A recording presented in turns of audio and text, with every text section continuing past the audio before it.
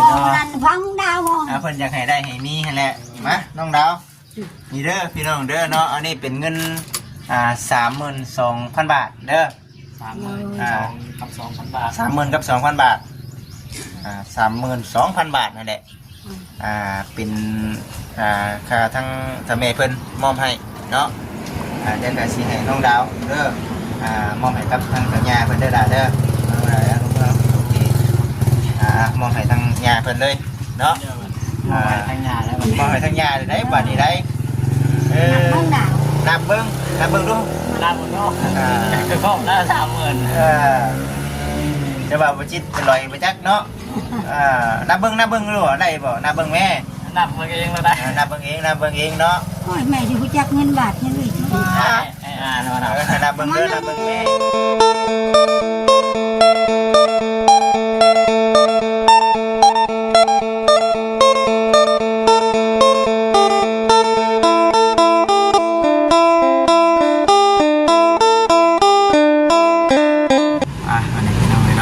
ไปแล้วพี่น้องก่อนพี่น้องดาวเพิ่นนำหน้าพี่น้องเอ้ยมาพี่น้องเนาะทักทายสบายดีเด้อพี่น้องเด้อเนาะตอนนี้กำลังสิพากันเดินทางไปบ้านย่าน้องดาวเพื่อนไปเพื่อนบ้านเดียวกันนี่อยู่ไปเพื่อนย่าน้องดาวเพื่อนย่าน้องดาวพอดีว่ามื้อนี้น่ะสิไปจ่ายเงินพี่น้องเนาะไปจ่ายเงินให้ย่าน้องดาวเพิ่นบ่แบบง่ายๆโอนให้โอนสิว่าจังได๋เนาะเอาผู้ใหญ่เพิ่นโอนเงินมาเนาะให้ทางบ่จิตนี่มอบให้ย่าน้องดาวแต่ให้ย่าน้องดาวมอบให้ใครอีกก่อนมอบให้เจ้าของหนี้เพิ่นพุ่นแล้วบาทนี่คือว่าคุณนึกบ่จิตเป็นนี่ได้อันสุดยางจะว่ามันถือครับห่วงเด้เนาะบ่คำคิดว่าบ่คำนั้นคิดว่า200,000กีบนี่ได้200,000กีบเพิ่นก็บุกใจได้เนาะคือเป็นสิให้เราเว้าสู่พังก่อนอื่นชาวบ้านใหม่ใส่โทษกันเถอะเอาใหม่ชนยางเนาะเจ้าค่ะไม่ตั้งใจมาเลยบ่ตั้งใจกับเจ้าก็ช่างว่าเนาะคือเฮานี่คือข่อยเป็นเจ้าของชนยางข่อยลงทุนชื่อเบี้ยยางมานี่ก็บ่แม่นง่ายบ่ครับเสียใส่ใส่ปุ๋ยมาอีกคิดว่าด้ามมือ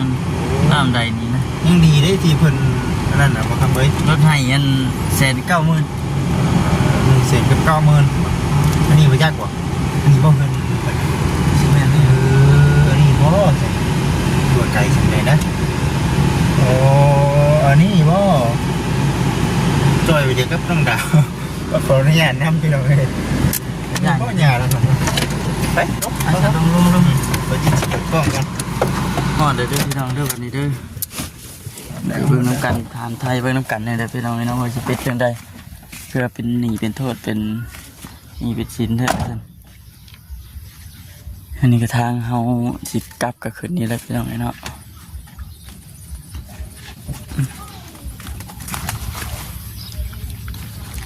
นี่ดิบ้านเพิ่นเพื่อนเพิ่นอยู่นี่จะเนาะไกลไปไกลมาอยู่นี่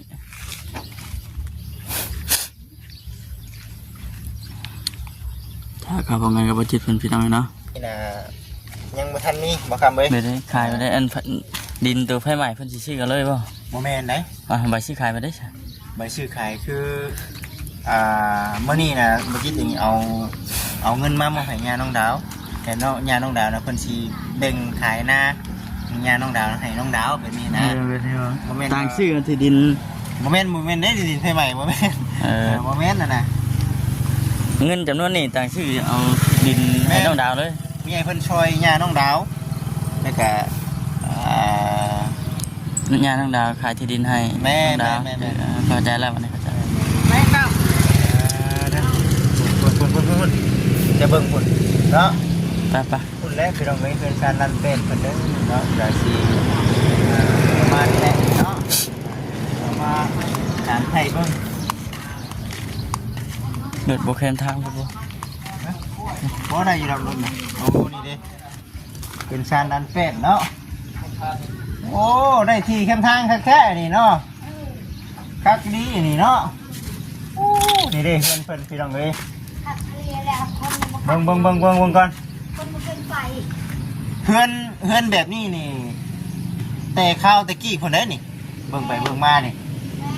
แน่นบ่ คนไม่ได้ออกมาจากหลัง แต่คนบ่ได้ออกมาจากหลังเหมือนกันน้องน้ำมานั่งใกล้ยายอยู่นะเก่งบ่ทำบันเทิงหาที่ไหนเนี่ย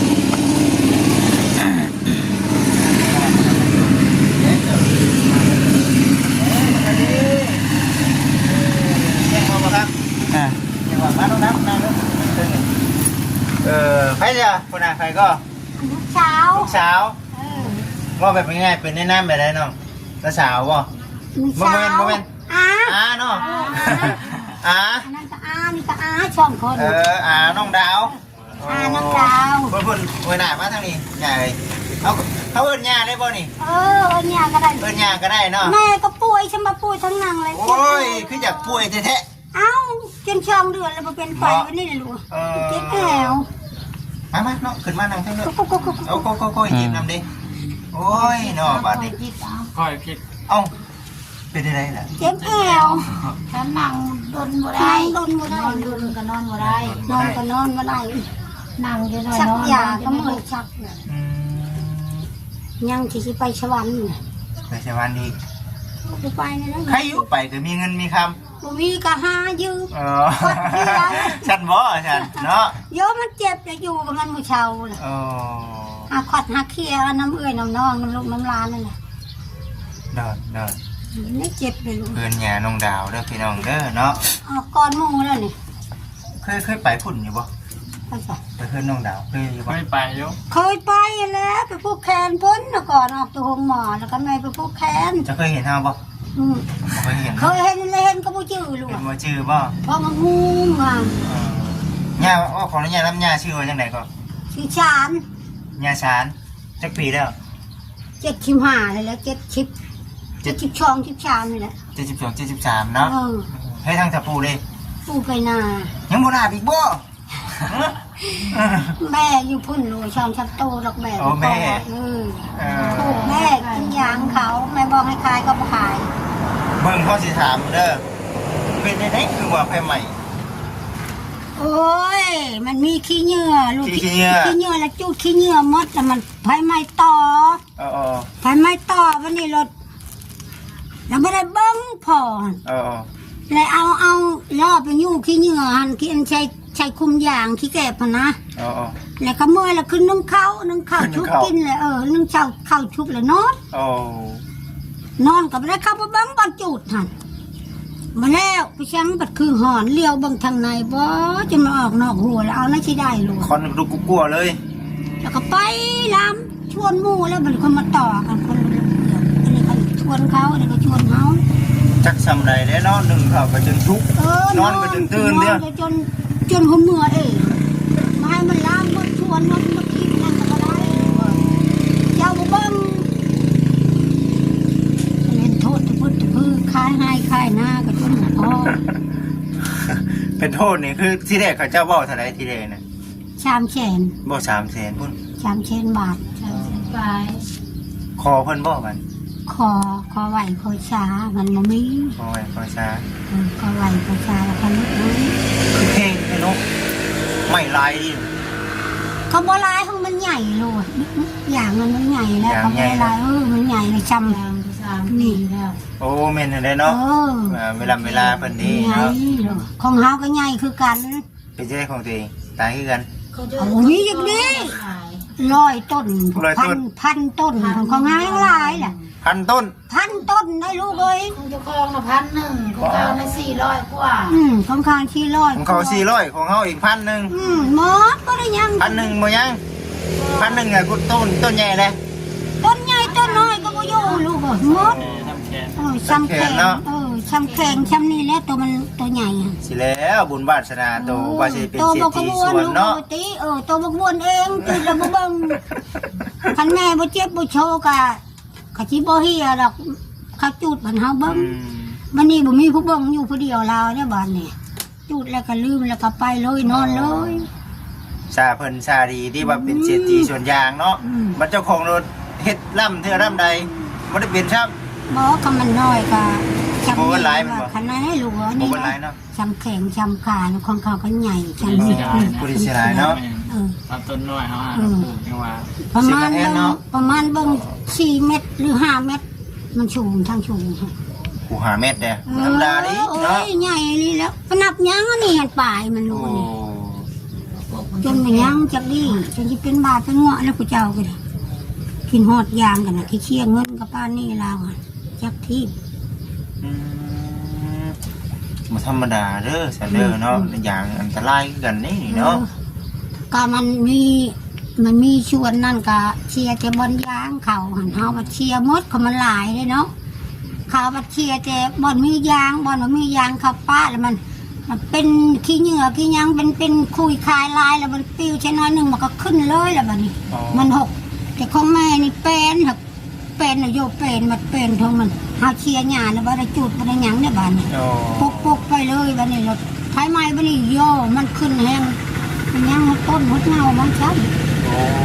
ทำเชียร์แล้วป้าหันขี้เหงื่อน่ะทำบ่ได้จุดนี่สั่งวันนี้ผู้จุดก้อนอื่นมาลามมาแล้วโอ้ยมันหมดยังจังนี้มันเป็นยังแต่ปลายยังแต่กกมันที่ชื่อลุมมันเป็นมาแล้วบัดนี้ ก็คาดสิได้เป็นหนี้เป็นสินเนาะ มันก็บ่รับ นอนกับบ่รับเป็นจะได้สารในเรื่องนี้เรื่องสินเฮาใกล้แล้วบ่ใกล้สิพ่อแล้วบ่ พอแล้วเสียแล้วแล้ว เอาเงินมาจะใช้ละบาท ขายหน้าทงหนึ่ง ขายหน้าทงหนึ่งเลยเนาะ หมดเลยทงหนึ่งช้ำมาหมดเลยยังช้ำให้แล้วลากับประจักตายยังน่าลาก็ดิ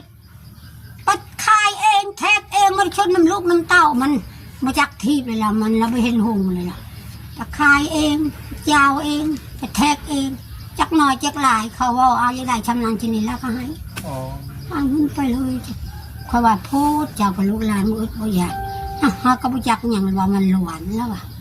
แล้วก็เฮาก็อยู่แล้วเนาะมันได้ขายแหละหมดแล้วก็หมดแหละ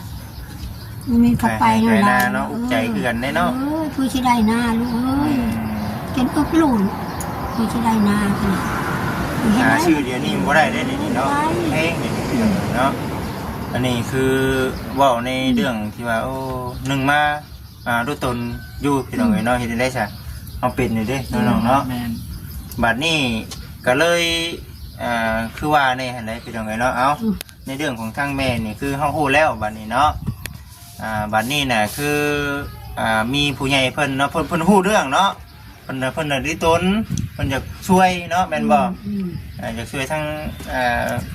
ย่าเพิ่นแน่พี่น้องเนาะอยากช่วยอยากช่วยแต่ว่าในเรื่องเอาเงินมื้อนี้น่ะสิเอาเงินมาให้มื้อนี้น่ะตามที่ว่าเพิ่นช่วยนั่นแหละต่างช่วยเนาะก็เลยว่าเว้าในเรื่อง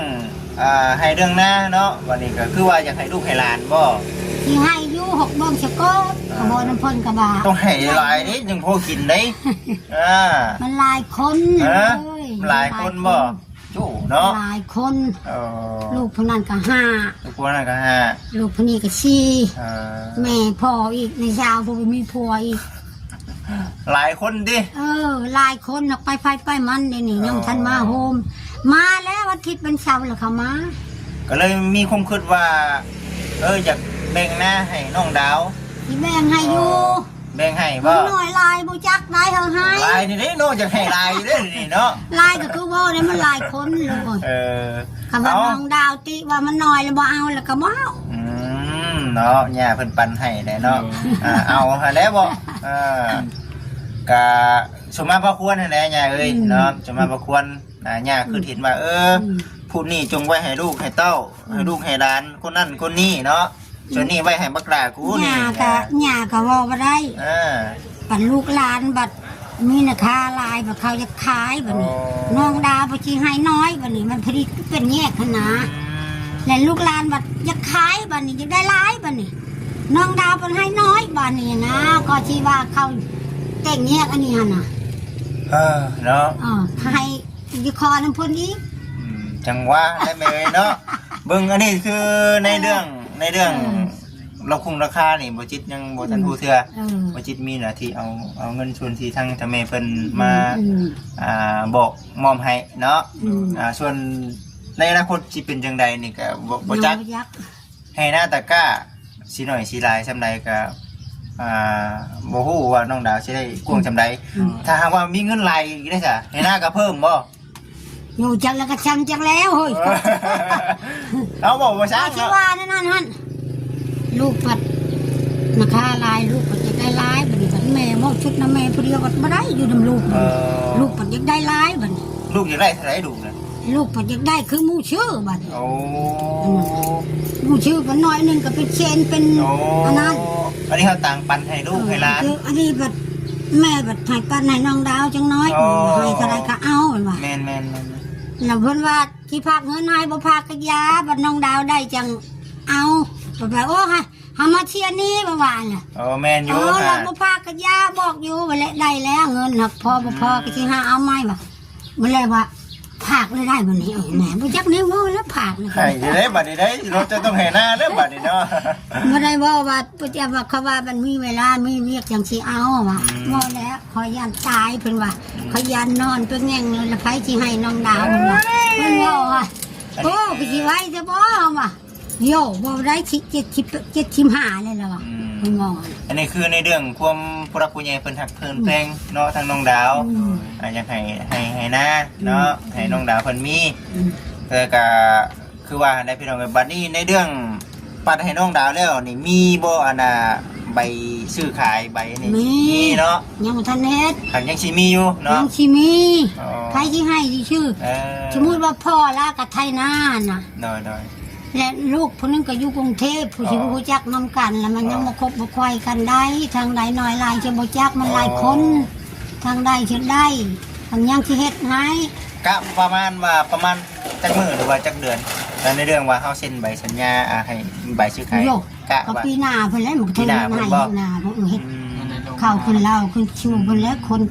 อันนั้นนี่คณะคะแนนเพิ่นก็ยาก เห็น จั บ่ งหน่อยเพิ่นเฮ็ดหันเฮ็ดนี่อยู่ อ๋อ เพิ่นก็เล่นหันเล่นนี่อยู่เพิ่นก็เพื่อสิบอกแม่ก็บ่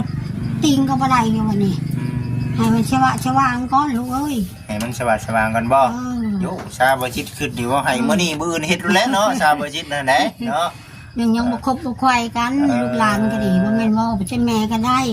แม่ก็อยู่นํลูกลูกก็อยู่นํแม่ แม่น เออ เนาะถ้าแม่เว้าในนั้นก็ในนั้น เออ แต่ว่าคือเฮาได้ถ่ายคลิปเป็นหลักฐานพยานไว้เด้อแม่เด้อปีหน้าแม่นบ่สิเฮ็ด เอ นั่น อพี่นา หนึ่งคือเฮายัน FC ว่าแน่ว่าคือบ่เฮ็ดโลดไปนั่นไปนี้ เอ นะ อบอกได้ลูกน้อยหลายคือว่าแล้วมันหลายคนหน้าเป็นหลายคน7คน7 8คนก็หน้าเป็นน้อยบ้านนี้มันเป็นนั่นน่ะ ก็แสดงว่าคือปีนี้เนี่ยยังเด้อพี่น้องเด้อปีนี้เด้อ ยังปีนี้ แต่ว่าในเรื่องว่าปีนี้ยังบ่ได้เฮ็ดหน้าได้ซะบัดนี้น้องดาวกะว่าสิได้ไปเฮ็ดบ่หรือว่าจังใด จักแล้วยังบ่ทันถามพ่อเฮ็ดอยู่ดอกทางเฮ็ดเอาถามไว้ฮู้เบิดได้อยากให้ชัดเจนเบิดละเอียดนะ สิให้เฮ็ดอยู่ดอก ยันว่าเนาะปีหน้าน้องดาวบ่มีข้าวกินเฮ็ดได้น่ะเนาะ มีน้องดาวมีข้าวกินก็สิให้อยู่ดอก แสด เลี้ย ง งมาแต่น้อยพวกจนใหญ่ แม่นบ่ฉันบ่ฉัน เลี้ยงดาวตั้งแต่3 ปี2 ปีย่างมางงแงก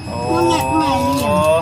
พอแม่อยู่กรุงเทพอยู่บ่อยู่ละป้าห้างก็อยู่กรุงเทพจะมาเลี้ยงต่ออีกจนแม่เข้ามา นี่อยากให้ร้านได้ดิให้แน่นอนเนาะ ให้ลูกแม่ว่าแล้วน้อยหลายจะบ่จักมันหลายคน แต่ว่าทั้งน้องดาวคนนี้ได้อยู่พี่น้องเลยนะได้ ได้ เพราะว่าคือทั้งสัญญานี่เราเลี้ยงน้องดาวมาแต่น้อยเป็นบ่เลี้ยงมาแต่น้อยได้พี่น้องเลยเนาะก็เลย มาแต่น้อยเขาจะบอกให้ฟังลูกน้องดาวเนี่ยมาจำบิดจำเผาเลยอยู่บ้านนี้ บ้านนี้ อยู่บ้านอันนี้เกิดอยู่บ้านอันนี้ บ้านนี้ แล้วบ้านนี้เราพ่อแม่เพิ่นเราให้เมื่อให้ฮุบขนอกครอบครัวเมื่อแล้วฮุบเมื่อมั่งเฮือนมั่งชาติเมื่ออยู่พุ่น พ่อแม่น้องดาวได้ เมื่ออยู่พุ่นบ้านนี้เราไปทำงอกทำงานบ้านนี้เราป้าห้างกันอยู่กรุงเทพพุ่นบ้านนี้เรา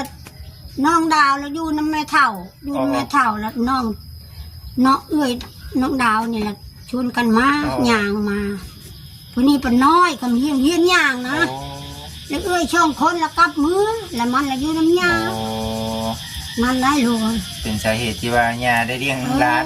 แล้วยาเลยก็บริปะก็ได้ทิมจนแม่เข้ามาเพิ่นเอาพัวใหม่กับลูกเพิ่นจนใหญ่อยู่พุ่น มาจังมาเอาน้องดาวน้ำแม่นี่แม่เพิ่นหั่นจังเอามือ น้องดาวก็เลยมือนำคนพ่อบัดนี้ว่าขออนุญาตนำพ่อน้องดาวปัจจุบันนี้อยู่ไสครับ อยู่บ้านเอาเมียบ้านแม่ มัน พ่อเพิ่นก็มาเห็นอยู่เฮือนช พ่อ ม แท้ๆเลยนี่บ่ พ่อแท้ๆเลยล่ะพ่อคิงนี่ล่ะ อ๋อเรามีครอบครัวใหม่แล้วพ่อน้องดาว คนป้าห้างพอแม่น้องดานี่ป้าลาทิมอยู่กรุงเทพพุ่นแล้วเราเอาอยู่พุ่นเลยล่ะนั่นเมียเพิ่นก็เอาผัวใหม่เอาก่อนจนได้ลูกมันจึงเอาเมียอยู่บ้านแม่ คือผู้เป็นแม่บ่ขออนุญาตเด้อน้องดาวเด้อคือผู้แม่น้องดาวนี่ไปเอาลูกกับผัวใหม่อยู่พุ่นได้มาไปอยู่บ้านพุ่นบัดนี้แล้วผู้เป็นพ่อน้องดาวนี่ แล้วเอาเมียอยู่บ้าน ผู้ แม่ ว่าเมียเอาเมียเนี่ยไปเอาเมียใหม่เลยบัดนี้ผู้ว่าเมียเอาผัวใหม่นี่คือตัวเอง เอาก็ เอา ไม่ เมี ได้ ยใหม่ ป้าได้เอาเมียใหม่ก็มียังก็ชุดเมียใหม่มาให้ได้มันน้อย มันมาอยู่น้าแม่มันอยู่บ้านตูมเลยแล้วเขามาชงอยู่ได้ตลาดตะลีนมาชื่อกันนั่นนี่ให้ลูกอยู่ได้มันไม่ได้ป้าได้พอกันเลย ฉันพ่อฉันเนาะ ไม่ได้ป้าได้มานี่ก็เฮือนช่องเถื่อแล้วไปเบิ่งเฮือนน้องดาวนี่พอ คือในเรื่องราวเนาะของน้องดาวเพิ่นเด้อพี่น้องเด้อเนาะแต่ว่าพ่อน้องดาวเป็นลูกคนที่ ผู้ที่ช่อง ที่สองคือ ผู้ที่ชามบัดผู้หญิงบ่เห็นเลยแต่คนเทพเห็นผู้ก็บอกให้เขาหาก่อนนั่นเลยหาให้ลูก ฉันบ่ ลูกแม่นั่นแล้ว แม่ไกลไปไกลมาอยู่เนาะเฮาก็บ่จักเนาะว่าเอิ้นย่าน้องดาวอยู่นี่เด้อพี่น้องเด้อเนาะเนาะเอาฉันที่ว่าที่ผ่านมาก็เป็นเวรเป็นกรรมเนาะของทางน้องครอบครัวน้องแม่เนาะที่ว่าเจอหันเจอนี่หลายอย่างในแนวบัดนี้ปัจจุบันนี้ยังโชคดีที่มีผู้รับผู้ใหญ่เพิ่นจุดช่วยน้องดาวเด้อเนาะช่วยลูกช่วยหลานนี่แห ให้ ละ เบิ่งบ่ให้เบิ่งที่น้องดาวเด้อเบิ่งคนแม่ แม่นบ่ ให้เบิ่งคนแม่เพิ่นแล้วบ่ให้เบิ่งที่น้องดาว โอ้ยเนาะจะให้เบิ่งน้ำพ่อพ่อฉันให้เบิ่งเลยเท่าเลย เท่าเลยดิ ไปก็ไม่ได้วันนี้กินแม่ชวนคืน โดยเอาฉันเนาะเป็นได้เอวฉันไข้แน่นะบ่ บ่ได้ไข้เลย ย่างได้ฉัน ย่างกะหักเครื่องไปจนคอยตูดไปจนเล็กจนน้อยแล้วเฮิ่งไปจนย่างได้ลูกนะแม่มันแข็งมันจะมดกระโชกนี่เลยนะชอดกระทองน้อยนี่ขณะนั่งเฮิ่งที่กับไข่ขณะขาย่างไปเฮิ่งกับทุ่งย่างจนดิบลง โอ้ อยากเนี่ยเฮ็ดกันลูก ไปฉันไปเด้อฉันเนาะคือสิประมาณนี้แหละคุยเรื่องกันถือว่าโอเคตกลงกันเรียบร้อยเฮารู้จักกันคักแน่แล้วล่ะพี่น้องเอ้ยเฮาเองก็สิถ่ายคลิปนี่แหละ FC ก็เป็นหลักฐานพยานนํกันเนาะเป็นนี่ใดก็ได้คือปัจจุบันนี้ปีนี้ เขาเป็นเล่า เป็นเราก่อน เราขึ้นเล่าก่อนเนาะเขาจึงเซ็นสัญญาใบซื้อขายกันครั้งแรกเดี๋ยวมื้อหน้ามื้อในพุ่นแล้วกำลังบ่จิตไปนำ นึงมากับพ่อเพิ่นก็ยังบ่ฮู้ พอยังบ่จักบ่ ยังบ่จักบ่ได้เว้าให้ฟัง บ่ เว้าให้ฟังกับเพิ่นไทยนะเพิ่นว่านกล้าแล้วมันขึ้นหน้าทางเขามันแม่กันมันยากพอแล้ว น้อยไปเถอะเด้อพี่น้องเด้อเนาะคือเดี๋ยวบ่จิตนี่สิมอบเงินเนาะให้กับทางญาน้องดาวเพิ่นเป็นเงินจำนวน 2,000 บาทเนาะเอาในนี่นะบ่คุยกับผู้ใหญ่เพิ่นน่ะฮะ บ่เอาในช่องกัน เอาเท่าไรฉัน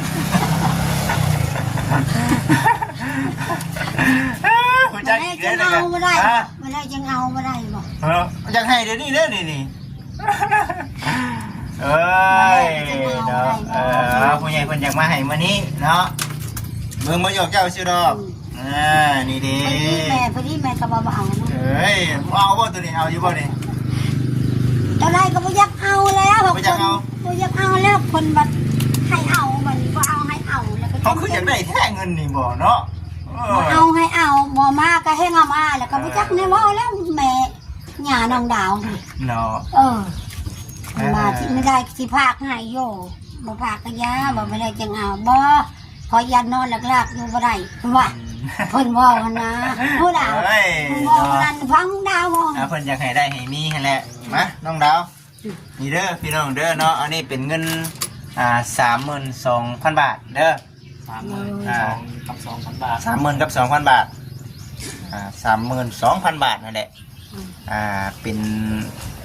ค่าทั้งทางแม่เพิ่นมอบให้เนาะเดี๋ยวก็สิให้น้องดาวเด้อมอบให้กับทางทางญาเพิ่นเด้อล่ะเด้อโอเคมอบให้ทางญาเพิ่นเลยเนาะ ทางยาแล้ว มอบให้ทางญาได้บัดนี้ได้น้องดาว นับเบิ่ง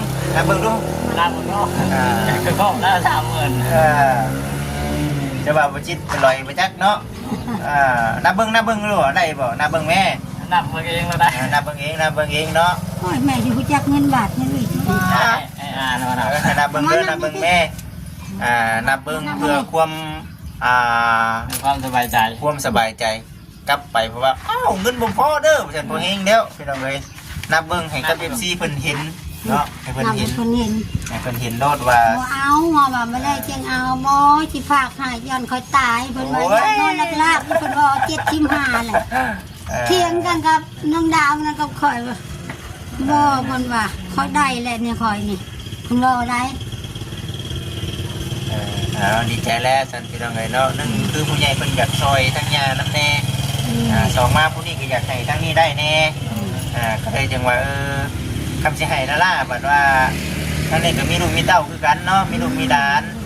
ไอ้นี่ยังว่าน้องดาวเพิ่นแบบมีผู้รักผู้ใหญ่เพิ่นเอาเงินเอาคำให้เพิ่นยังคือเห็นว่าผู้ใหญ่เพิ่นอุตส่าห์โอนเงินโอนคำมาให้ทั้งเฒ่าญาแบ่งให้แบ่งหน้าให้น้องดาวเด้ว่าซั่นนะจักหน่อยนะ เพราะว่าน้อยหลายชุดแล้วแต่ญาติน้องดาวเพิ่นว่า 32,000 คือบาทเป็น1 ดอลเด้อ 1,000 ดอล 1,000 ดอล 1,000 สหรัฐเนาะ ลูกก็มอบเงินให้แม่ให้อยู่ดีมีแฮง คนอวยพรให้เพิ่นทั้งผู้รักผู้ใหญ่เพิ่นได้ ให้อยู่ดีมีแฮงเด้อให้ร่ำให้รวยเด้อให้อยู่น้ำลูกน้ำหลานนี่นะอย่ามันน้ำเมืองเด้อความเจ็บหายได้ความไข้มาให้มีได้บัดนี้ให้ตลอดปลอดภัยเด้อจ้า สาธุเนาะทั้งเจ้าย่าก็คือกันดีเศร้าไว้ๆเนาะถูกให้ดีให้เช่า ดีเศร้าไว้ๆพออยู่วันนี้แล้วงงวันนี้แล้วหลวง ลูกน้ำหลาน น้ำลูกน้ำหลาน จะคนใส่อยู่เฮือนนี่รวมๆไปเลย หลานคนนึงกับพ่อกับ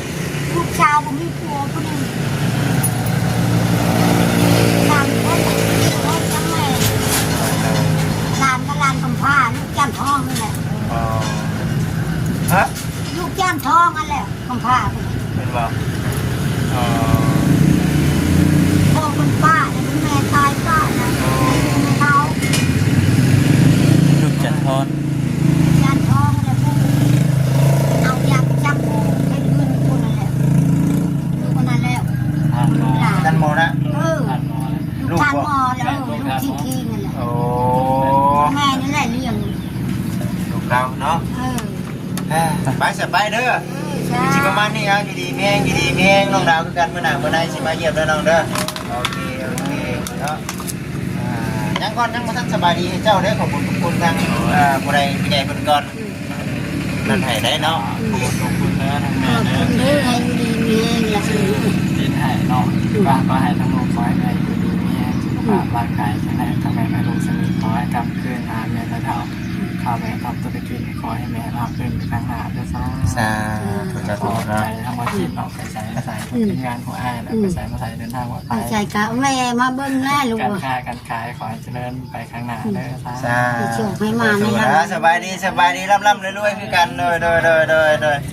เอามาพี่น้องเอ้ยบาทนี้ก็ได้มันก็ได้กินข้าวเรื่อยๆนะสารพัดเพื่อนละบาทนี้ โอเคเด้อพี่น้องเด้อเนาะดีๆเพลงอยู่ในสบายดี